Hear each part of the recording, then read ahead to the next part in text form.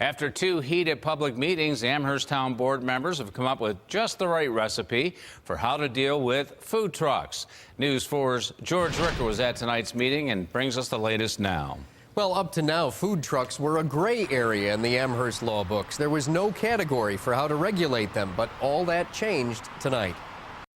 All in favor, please say aye. The vote was unanimous in favor of new rules for food trucks in Amherst. They will have to pay $400 for a permit their first year. Each additional year or a second truck would be $200. If they're operating in a residential neighborhood, they can only be there between 9 a.m. and 8 p.m.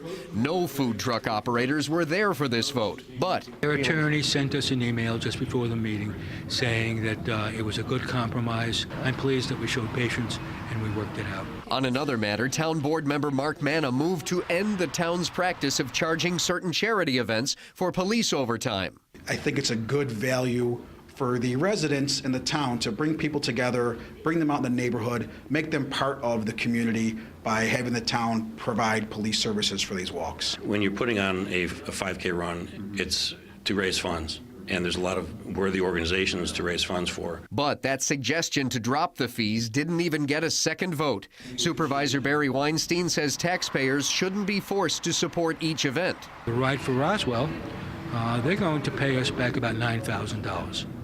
I think the total cost is probably closer to $14,000. They raised $3.4 million. That makes sense. Now, the charity events that do not have to pay a fee would be those that raise less than $1,000 or any school that is raising money for itself and has had the event in the past. George Rickert for the 10 o'clock news.